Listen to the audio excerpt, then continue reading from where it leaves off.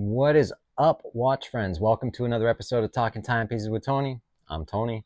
Today we are going to be talking about this beautiful Zenith Chronomaster Open. So let's just roll the intro and we'll get into it. Talking timepieces with Tony.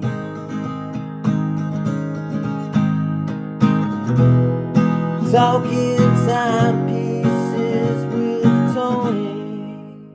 All right, so here it is. Is this my new favorite watch?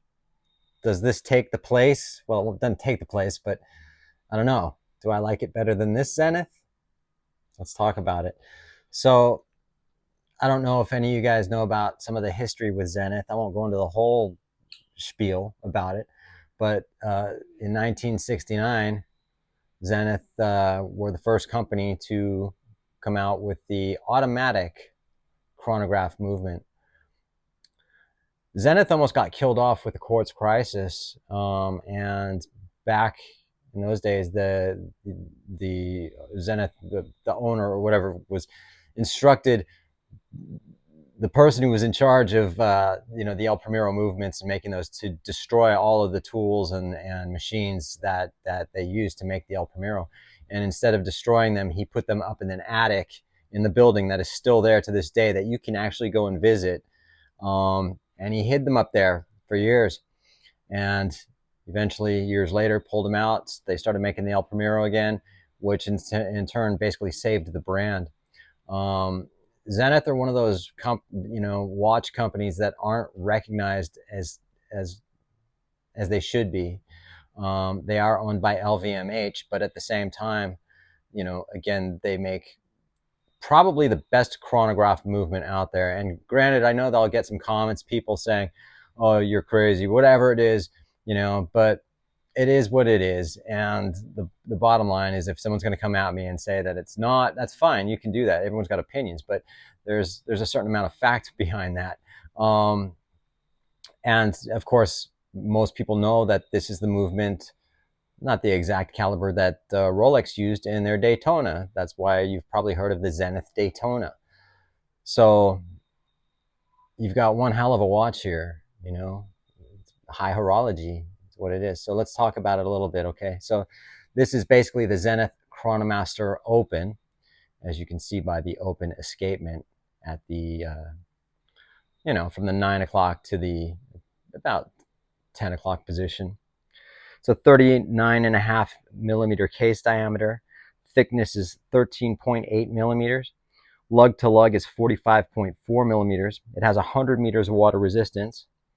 The movement's the El Primero 3604. Of course, it has a sapphire crystal front and back. Polished push-pull crown. Easy push chrono pushers. 1/10 of a second chrono hand. And applied hour markers with 3 subdials. You've got the 60-second counter at the 3 o'clock. You have the 60-minute counter at the 6 o'clock, and then you have the second hand at the 9 o'clock. At the 9 o'clock position, at the 9 o'clock position, there is a Hesalite disc with the second hand on it. I know you probably can't see it that well. I mean, just have to look closely, but it's there. I love the fact that you can see the escapement, which is awesome, and the balance wheel. And the escapement wheel is like a purple, depending on how you look at it, in whatever light. It goes from a purple to, I don't know, those different shades of purple. And it's a beautiful watch, and it keeps amazing time, actually. It keeps really good time. It keeps a little better time than my Pilot. You've got brushed and polished on the case. And you can see that beveling there right here. The polishing is done really well. You have a 60-hour power reserve. I don't know if I mentioned that.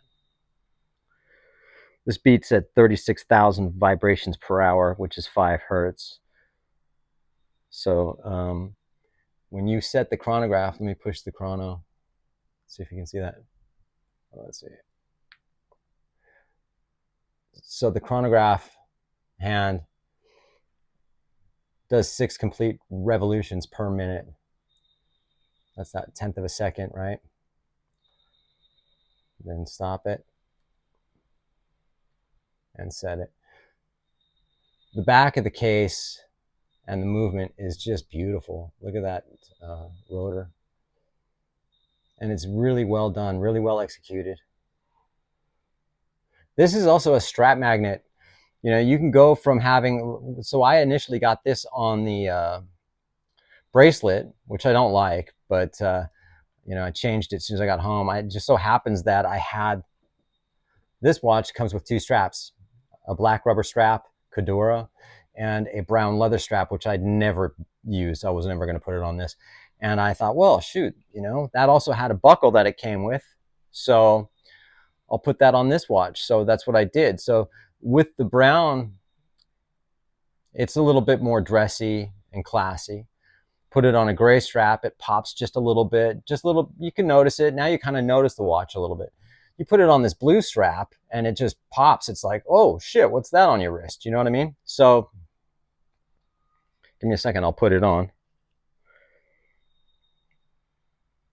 And the strap I'm using, as far as my rubber straps, are by WIS, W-I-S. Look how that looks on the wrist. The 39.5mm case is like the perfect size, you know. Again, with the 60-hour power reserve, and it keeps really good time. I love this watch. And it can be sporty and it can be dressy. You know, you got 100 meters water resistance, which gives it that sporty element. So you can go swimming in it if you want to.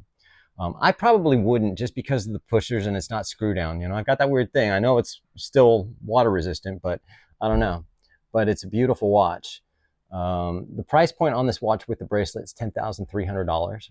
Without the bracelet, I think on a leather strap is $9,800.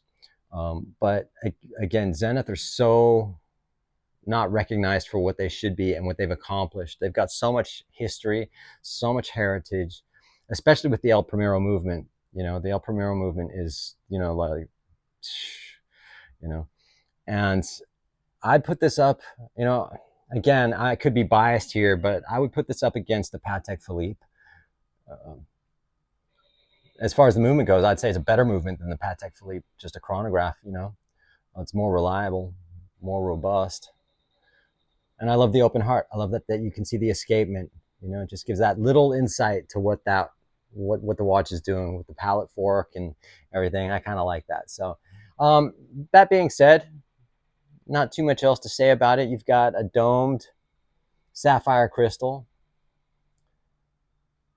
And again, with the polishing, the lugs are perfect. They're not too long.